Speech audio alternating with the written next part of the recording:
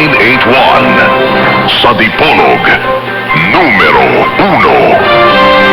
Tatak RMN.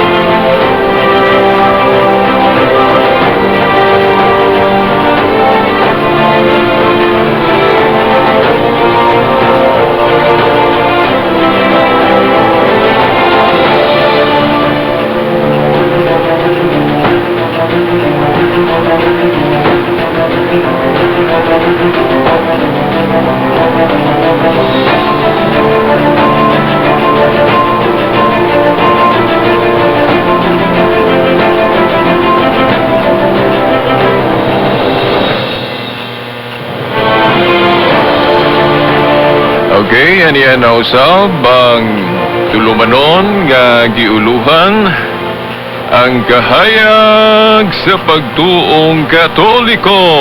Uban gihapon niining ubos ninyong alagad sumong tulumanon, Silbert Dondoyano Sr. alias Veritas. Magauban gihapon nato dinhi no ang atong mga kasamang radyoman sa RMN Dipolog. Si kasamang radyoman Danny Luod ug usab si kasamang radyoman Tax Ilumba. Sa gawas si Rinaldo Cuenca ug usab si Kion Ilumbaring. Pasiunang patimbaya sa gihapon sa atong amahan dinhi sa istasyon ang atong station manager si kasamang Edgar Gagumo og uban na sa iyang mga kaubang baga radyoman. Okay, gatong pizza karon, pizza 2 sa bulan sa Pebrero tuig 2020. Sige po na ko moingon mayong adlaw sa Ginoo kenatong tanan.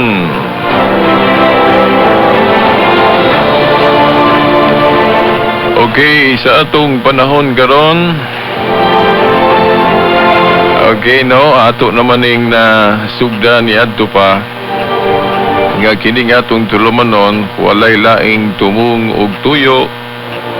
Maura gyud ang paghatag kaninyo sa kamatuuran may labot na sa simbahan nga gitukod sa atong Ginoong Hesukristo. Sa atong panahon karon, daghan kaayo ang nagpaila nga si Kristo ang magtutukod sa ilang pundok o ilang tinuhuan. Og ang Katoliko usana ni ana.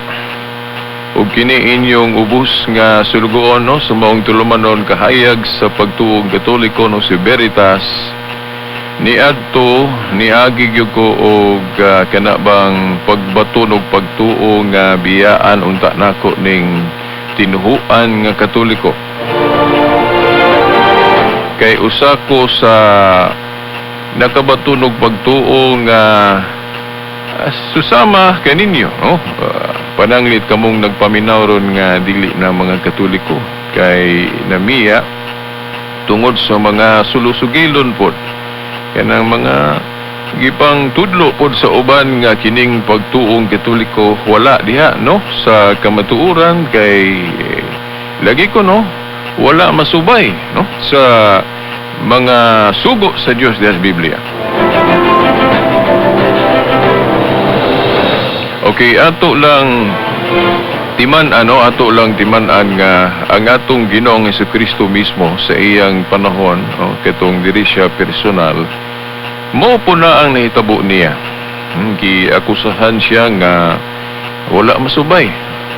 Gani giakusahan siya nga naglapas gyud kuno sa balaod. Ang iya lang pag-ingon nga siya anak sa Dios.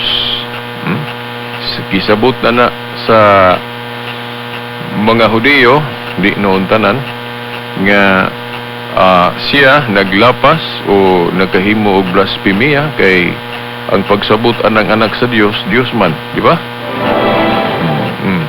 Niya wa man sila magtuo nga si Kristo Dios. So mao na nga si Kristo giakusahan nga naghimo og blasphemia. Dayon si Kristo po giakusahan nga naglapas sa adlaw nga igpapahulay, no? Ngano man kay si Kristo aduna manggoy mga giklaro ba unsaon gyud pagbansay, unsaon gyud pagsaulog ang adlaw nga igpapahulay. Unya sa iyang paghatag og hustong kahulugan unsang adlaw igpapahulay na giakusahan siyang galapas tungod kay kung balikan nato ang daang testamento, ang panglantaw sa adlaw igpapahulay mura ba ka og kana bang murag imong Ginoo ng adlaw igpapahulay nga ang balaod gihimo nga murag maghangad ka, murag mao'y Ginoo na ba? Ug unsay mga nakatapot dihang patakaran, kinahanglan mo subay gyud ka, kay kung di ka makasubay isipon kang galapas og ang silot ra ba nimo pait kay nga tanan, death penalty gyud, kanang physical gyud ba nga death penalty, no? Patyon din ka, batuon ka hangtod mamatay. Pero sa kung atong sumadahon ang pag-abot ni Kristo, diha na gyud nato makita ba ang unsa gyud ang adlaw igpapahulay, no? Ang adlaw igpapahulay gihimo alang sa kaayuhan sa tao. Unya giklaro sa Ginoo nga ang anak sa tao mao'y Ginoo sa adlaw nga igpapahulay, dili kay ang igpapahulay na mao'y Ginoo, di ba? Bori pasabot ang anak sa tao siya mismo mao'y magbuot unsay ang ngayang buhaton sa adlaw igpapahulay. Buti pasabot kadtong pamaagi sa mga Hudiyo ni adto sa una, di pa tumao, landong pa to. Unang ang patos pagsabot sa balaod. Buot pasabot nga dili ta mo focus, labi na kita mga Kristohanon karon, dili ta mo focus sa daang kasabutan o unsay ilang panlantaw anang adlaw igpapahulay. Kay shadow man to, shadow sa to pa temporary, mayon tag temporary sa to pa, dili to maghangtod yun. Although dunay moral essence sa maong balaod nga ipadayon, pero ang iyang ceremonial essence dili gina magdayon. O pag-abot sa bag-ong kasabutan, lain na pod, no? Lain na pod kay bag-o namang kasabutan, no? Diha sa Hebrohanon City 12, gingon diha kay ilisan ang pagkapari, ilisan usab ang balaod. O mao ni lisod kayo masabot sa atong mga igsuon, labi na sa mga nahibulag, no? Particularmente kanang atong mga igsuong mga Sabadista, Seventh-day Adventist. Kay unsa ka diha, ilisan ng balaod sa Dios, dili na mailisan ng balaod sa Dios.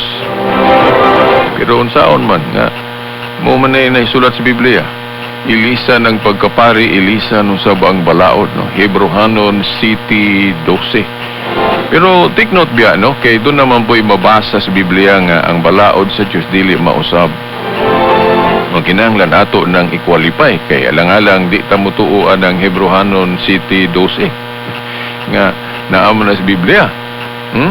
Kung doon na may tudling sa Biblia nga nag-ingon nga dili mausab ang balaod sa Dios, nawato ng sabton o kung sebut pasabutan ng duha ka statement nga daw murag nagsumpaki, no? Paras ragudaan ng ayaw pagbuhat og larawan o ribulto bisan unsa, no? Ayaw pagbuhat na naamo po'y mabasa nga ang Dios gasugo paghimog larawan o ribulto.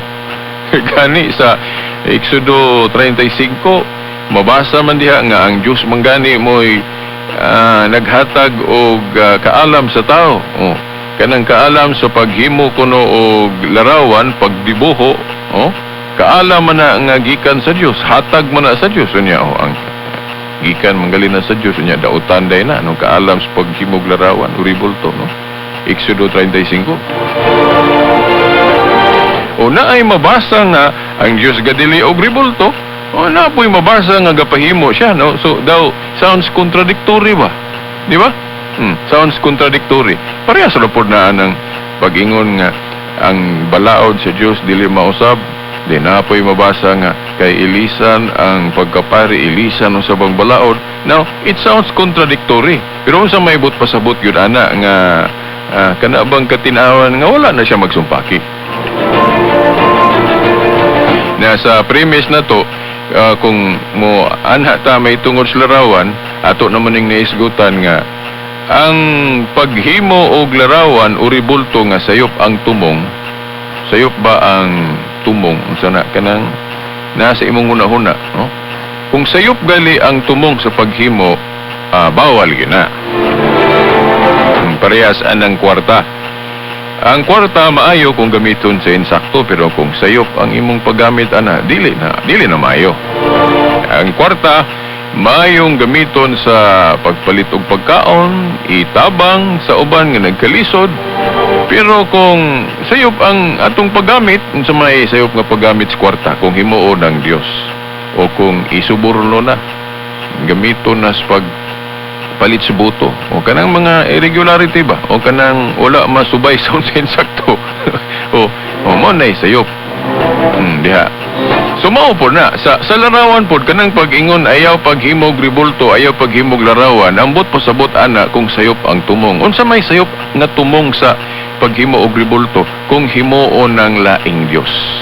Kay klaro man ang Dios nag-ingon diha sa Exodo 20 versikulo 1 diha dapit, no? Ayaw pagbaton og laing Dios gawas kanako.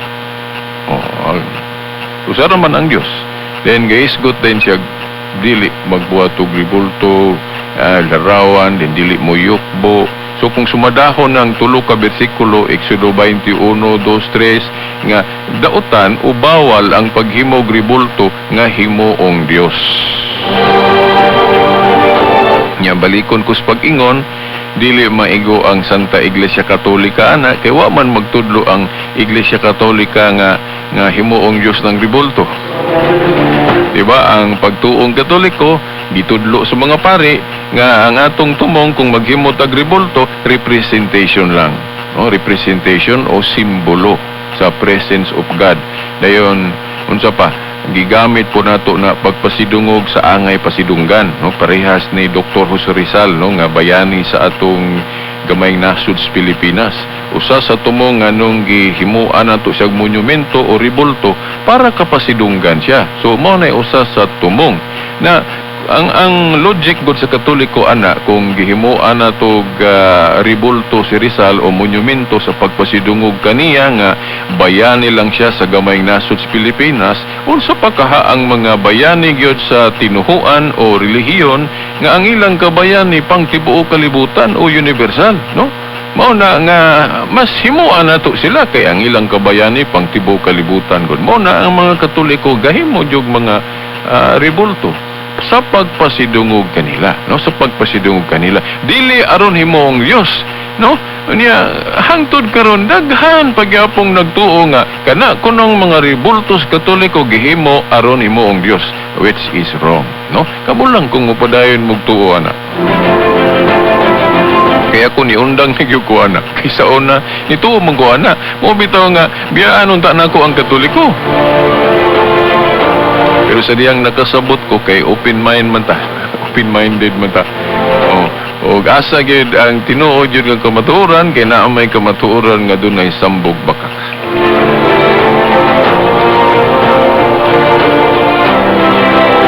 O kanang pag-ingon pod nga dili mausab ang balaod sa Dios. Sa Catholic exegesis ana, ang balaod nga gitumong diha nga kanang moral ang iyang essence ba, o divine, moral, o natural, di ba? Unsa may example anang balaod sa Dios nga ang iyang essence, iyang natura ba nga divine o moral, kanang yung ayaw pagpatay. Ayaw pagpatay. So kitang mga tao gidid-an tas pagpatay. Unsa may moral analysis ana? Kay kita wa tay katungod mo patay kay dili man kita maoy nagbuhat sa kinabuhi o author sa kinabuhi. Ang Dios man. Ang Dios ra maoy magbuot o may katungod mo patay nga naman kay siya may tag-iyas kinabuhi. Siya may source. So kita dili man kita mo itagiyas kinabuhi kay binuhat ra manggaling taniya. So wa tay katungod mo patay. Pero ang Dios pwede siya. Mo bitaw nga ay mo kahibo nga sa Biblia dunay paghulagway nga ang Dios musugo pod sa iyang mga sakop, iyang mga tao nga patya tong mga gahigulo. Katong dili mo tuman sa akong sugo. Di ba? Kanang instruction gani nga patyo ng makalapas sa adlaw papahulay, iya man ang instruction. Di ba? Paghulagway. Di ba? Pero dili na sabton sa atong kinaugalingong pagsabot ha, kay lisod biya na sabton. Mahimo lang balido ang atong pagpatay kung suguon ta sa Dios kay siya may nagbuot. We cannot question God. Kanang balaod pag-ingon nga ayaw pagpatay para na nato mga tao kay wa man tay katungod. Pero kung pagbuot na gali sa Dios, so valid na kay iya man na siya may katungod mo patay o muhunos kinabuhi kay siya may tagyas kinabuhi.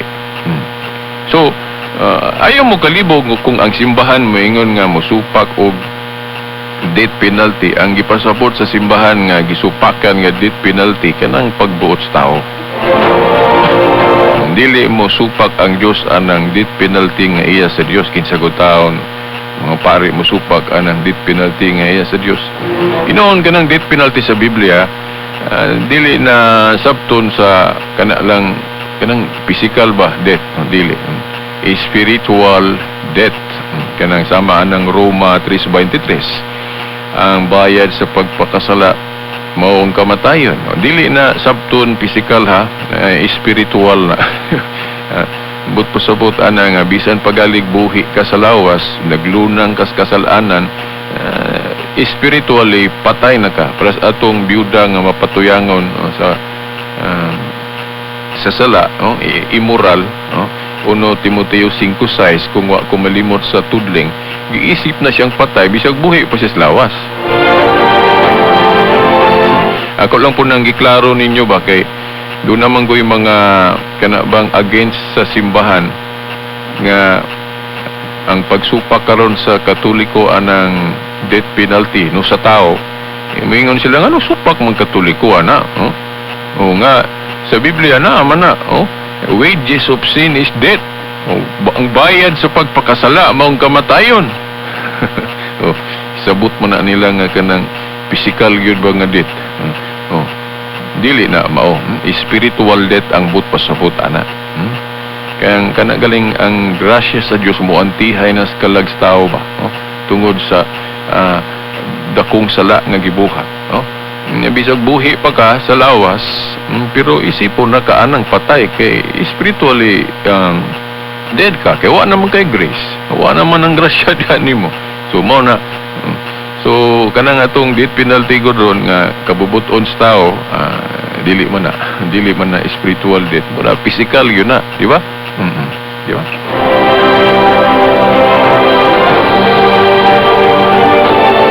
Oo. Now kana pong pag-ingon sa Biblia nga moingon tag magalibog veritas kay naaman po kay gibasihan anang ilisa ng balaod Hebrehanon 7:12.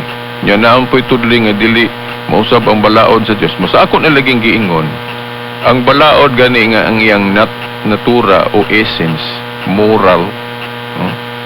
Dili na mausab kay dili man gyud po na usbon sa mga authorities.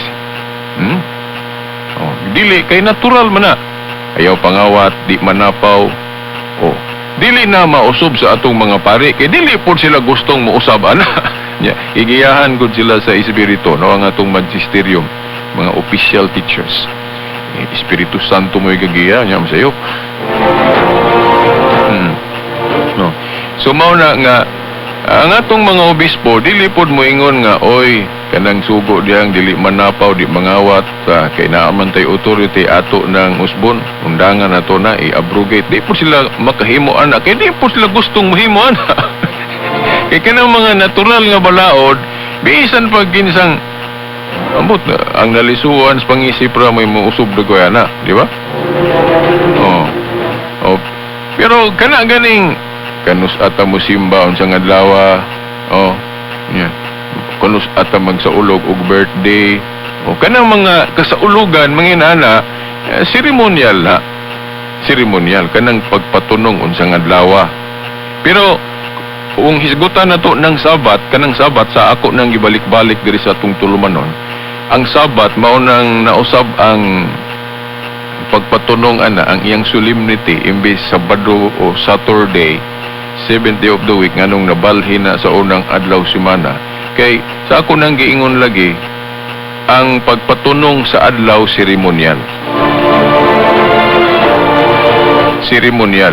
Ang moral sa Sabat nga dili na gubon sa mga obispo nga naa gyud day of worship. Magpadayon, no? Giklaro man na sa Hebrehanon 4:9. Pero bantay lang taan ng Hebrehanon 4:9. Kay dunay mga sabadista nga lainon nila nagsabot. Umingon gyapon 7th day of the week gihapon. Inanaon man lang pagsabot ang Dios gabilin og igpapahulay nga 7th day of the week gihapon. Dili man na kanang Hebrehanon 4:9 nga sa batismos niya adlaw igpapahulay. But pasabot naa gihapoy day of worship o adlaw igpapahulay. Dili na sabton yun nga a 7th day of the week gihapon, which is di na mao. Maguba man ang dagan sa history gud sa simbahan ana kay ilang yun ang giusog. Basahan ko ninyo ng mga sulat sa mga early fathers, kanang mga for example Apostolic Father Polycarp, Ignatius of Antioch, no, disciple ni Saint John yun na. Nga ningon yun si Obispo Ignacio, disipulo ni San Juan nga dili na Sabat but pasabot 7th day of the week kanang Sabat sa mga Hudiyo kundi Lord's Day na adlaw sa pagkabanhaw kuno ingon siya. Una sa nga giusab man gyud nila. Now kung mudagan pud tagyod sa transition time katong sa si Kristo nga ni adre nga diha sa dihang musugod na siya sa New Covenant, dili pod automatic nga mausab dayon nga nagrespeto pa siya sa balaod sa mga Hudiyo. Sabto na dayon sa mga Sabadista na tong igsoon nga tanawa si Kristo Sabadista kay gitahod niya ng Sabado. Tinuod man na kay si Kristo wala man aron sa pagguba sa balaod ni Moses. Ang Katoliko gatudlo pod ana, no? Wala maguba si Kristo sa balaod ni Moses o sa daang kasabutan. Tumanon to. Pero ang pagtuman ato na ay termino. Wala mo ingon si Kristo nga ang daang kasabutan magsigig yun na siya, padayon yun na siya, no? Okay. Gitapos na ni Kristo sa krus. Di ba? Kay kung moingon ka gun sa gibuhat ni Kristo tanan awaton gyud niya kay di raman kay kanang Sabado mo gitahod ni Kristo kanang balaod sa mga Hudiyo. Hasta manggalin ang pista nilang mga karaan. Si Kristo tig-apilan og pista. Di ba? Pero kita mga Kristohanon kung sabto na to na kita karon dili ta apil ana kay wa man ta na ilalom sa daang kasabutan na man ta sa bag-ong kasabutan. Nga sa bag-ong kasabutan ang mga authorities pud sa simbahan gitagaan pug gahom nga maghimo pug mga ilang seremonyal kanang binding and loosing authority ba ang inyong idili diri syuta idili sa langit ang inyong itugot kanang Mateo 18:18. Mao na nga ay mo katingala, pinaagi og mga konsilyo, doon na mga kabag-uhan nga himuon sa simbahan. Paras anang pagdugmatay sa nga Domingo na katong Council of Laodicea. Di ba? Ohin na pero binding na tungod sa authority nga gihatag ni Kristo sa iyang simbahan. Di ba? Karon ang mga igsoon natong Sabadista lisod kay na nila sabto, no? Pero kung makasabot mo anang authority sa simbahan, binding and loosing, dili, no? Gani kanang pag-transfer sa Sabat ngadto sa katunggikan sa Saturday ngadto sa adlaw sa pagkabanhaw, fulfillment na isipon ng pagtuman sa balaod dili paglapas. Parehas ka atong tuli, ang fulfillment sa tuli lahi na sa bagong kasabutan, bautismo na. Na dili na isipon nga paglapas sa balaod. Nawa naman ko'y igong panahon pa nga mo padayon karon, no? So, padayon mo sa sunod Domingo, no? Kay atong ipadayon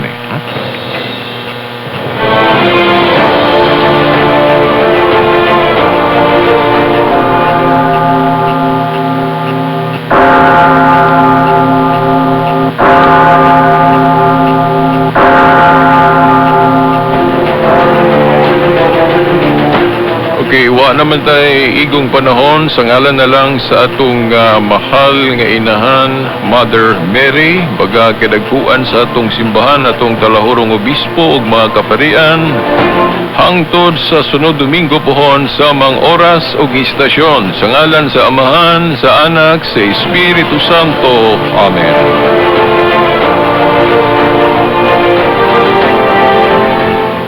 Radyo mo nationwide. Ay, nakauli na, Jud. Ayay, baho na siguro ning ako sa nina. Humot pa! Junior! Oh, Bobby! Humot! Tungod di sa bagong Downy nga naay kapit bango technology. Kapit mo!